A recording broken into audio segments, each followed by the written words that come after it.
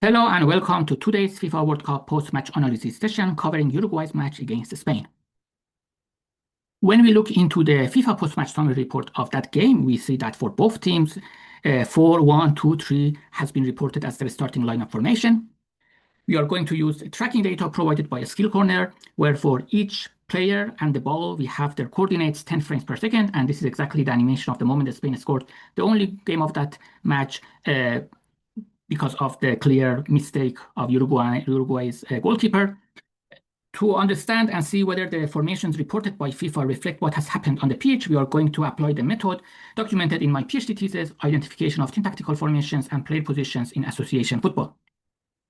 In summary, for each 10 outfield players of one team, in this case, you see them playing from bottom to top, we impose a graph called shape graph and color the nodes or players, and the color pairs you see per player translates to their momentary tactical position shown on the right 5x5 grid. For example, a player who has been colored dark blue and light green, that translates to that player being in the back line and in the right center channel or right center back. So the colors we use for the vertical levels are from dark blue to dark red, from back line to the front line. And for horizontal channels, we have dark brown to dark green, from left to right, including left central, central, and right central channels.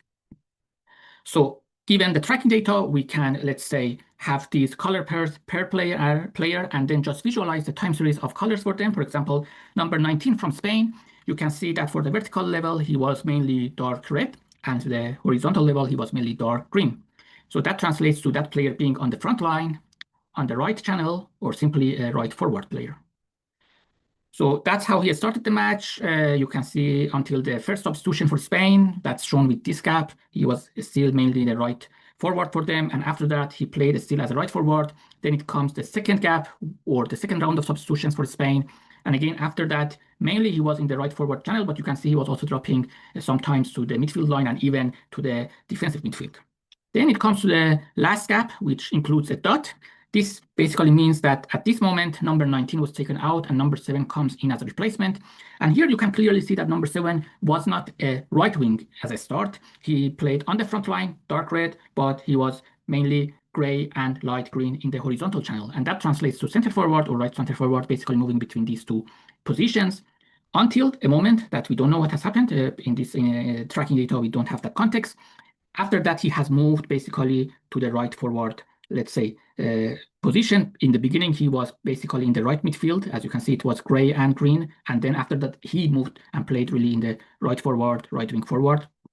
And to understand what has happened in those, let's say, two cases, we need to check the video footage and see whether that was a clear instruction from the coach, if we can see it in the video, or what was the context for that. So we have this time series that we can just build per player, given also the potential substitution. What we can do, we can take all the starting players for Spain in that match, shown on the left, and just stack all these time series. And this is the visualization we end up with, which we call a position plot. It's like a CT scan. You can just look at this picture, no matter the name and identity of the players, you can understand what has happened in this game. You don't need to even watch the match. I also didn't watch the match. I just saw the 2-minute highlight clip of the game, mainly involving the mistake by the Uruguayan goalkeeper.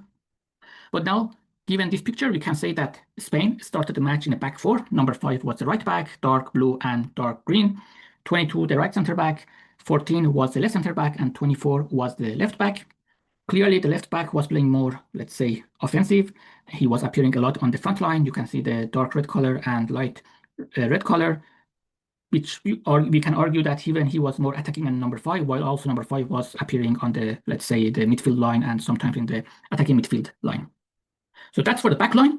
When it comes to the, let's say, midfielders, you can see number 16 was clearly one of the, let's say, defensive midfielders. Number 20 was the other defensive midfielder because of light blue colors that you can see for these two players, where number 16, of course, was more defensive than number 20. And then it comes to the attacking midfielder playing in front of them, number 6, where he had a tendency to play to the right center channel because of the light green color you can see. And for the front three, you have 19, right wing, number 15, left wing, and number 21, the center forward. So Spain started the match in 4-2-1-3. It comes to the first, let's say, annotation we have in this visualization, a clock, a vertical, let's say, bar, where basically here we know that this is a hydration break based on the amount of stoppage we have seen in the in-play tracking frame. We can infer that this is a moment that the game has stopped. And given that it's also in the, let's say, middle of the halftime, so this refers to the hydration break, We can basically use this reference point to see whether there is a difference in terms of positions before and after that for Spain. We don't see any, let's say, strong pattern. So that's why we need to move to the rest of the visualization and see what we can understand. We have the first, let's say, black vertical line that includes a substitution sign on top. This is the moment Uruguay has made a substitution. So we want to see whether Spain has reacted to that or not. We don't see any clear impact there. So it comes to the next, let's say, annotation. We have the halftime break. You can see before and after that, we don't see a clear and let's say long-term change in players' positions based on the colors. So then we go again forward. The next round that the opponent makes the substitution, again, nothing. So Spain really doesn't react to the opponent kind of here. And it comes to the first round of the substitutions that Spain makes. In the first round, they bring number 10 and number 8 and replace number 6 and number 20. And just based on the coloring, you can say that they just brought fresh legs. So you can say that number 10 kept playing as the attacking midfielder. Number 8 was, let's say, one of the double pivots alongside number 16. And Spain kept going in a 4-2-1-3. The next round of the substitutions, what they did was taking the left wing out, number 15, and bringing in number 11, who started in the left wing until the last round of the substitutions for Spain, where they brought in number 7 to replace number 19 and number 17 to replace number 21.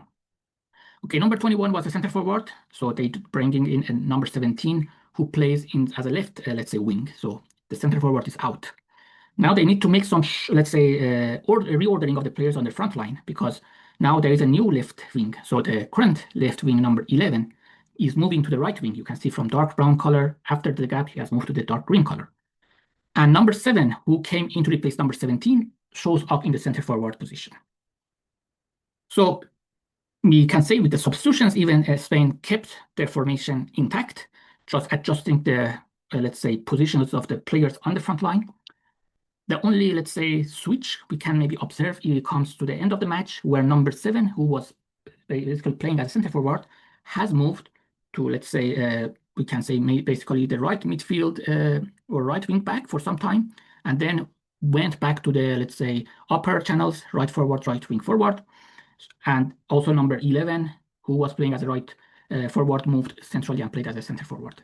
So for this change, we cannot really explain what was the reason and context. We don't have that information in tracking data. Maybe if we had event data, we could explain it. But for sure, if we check the video footage, maybe we can see a clear instruction by the Spanish coach that instructed their players, maybe with the hand gesture, we can infer that that was, let's say, something coming from the bench. Okay, that's it. What we can see for Spain. Maybe the last point belongs to the red card you can see that's shown on the timeline. This is the moment that Uruguay received the red card in the, let's say, close to the end of the match. And it can maybe explain if we see a difference after and before that, but Spain, again, didn't react to the red card. Maybe it was also really end of the match, so there was no time and no need to adjust anything. Okay, we create the same visualization for Uruguay, and starting again with the back line, 13 was the right back, 3 right center back, 16 left center back, and 25 the left back. Number 5 was the single defensive midfielder for Uruguay. And as you can see, he was really playing deep because of the dark blue color. So he was dropping to the back line, and maybe for the build-up. That's what we see. And that's a clear difference between the defensive midfielder of Uruguay and Spain. Number 6 was playing, let's say, as one of the attacking midfielders, right attacking midfield. And number 8 was playing, we can say, mainly as a left attacking midfield. So far it's 1, 2, 4, 1, 2, and the 3, let's say, front lines are number 14 as a right wing, 20 as a left wing, and 9 as the center forward. Similar to the previous visualization, we have the annotations, the hydration break, the halftime, and for the opponent substitutions, maybe here we cannot really say if we have seen any reaction. The clear changes are, let's say, observable when it comes to the substitutions that Uruguay has made. In the first substitution, taking number 5 out, the single defensive midfielder, and bringing in number 7. And you can see number 7 was playing more offensive. But you need to take into context number 6. Number 6 was previously playing that right attacking midfield role. Now they took out the defensive midfielder. And after that, number 6 basically replaces that position of number 5. So still, Uruguay keeps the formation intact. We can just say that number 6 was dropping less into the back line compared to number 5. In the next round of the substitutions, taking number 8 out, Federico Valverde, and bringing in number 21. I think here maybe the only difference we can see is that number 8 was maybe more playing as in the left side, but number 21 is more appearing on the right central channel. So that's more a horizontal adjustment here that we can observe. And then when it comes to the, let's say, wingers, there is a moment that number 14 and 20 switch sides for maybe some minutes, but again, move back. And it comes to the last substitution round for Uruguay. They took the left back out, number 25, bring in number 18, who plays, let's say, as a left wing forward, left forward. And that's why the current left forward, number 20, is dropping and filling in that empty space as a left back. Still substitutions, just rotating positions, but formation, we can argue 4-1-2-3.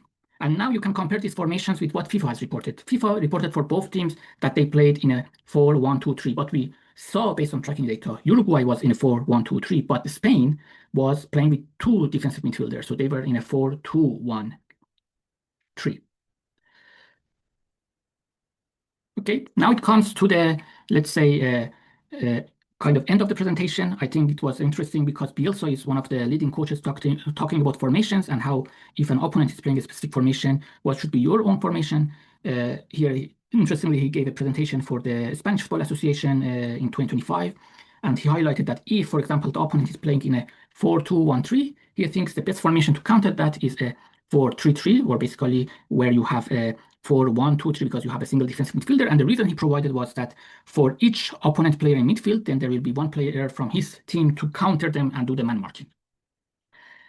And if we want to just put it into context, this match, we saw that Spain was the team playing in the 4-2-1-3 and Uruguay was the team playing in a 4-3-3 or 4-1-2-3, just a single defensive midfielder, and that was kind of the only difference. Yeah, I think this just highlights that whatever preparation you make and the tactics you deploy, it can be as simple as a goalkeeper making a mistake to ruin everything.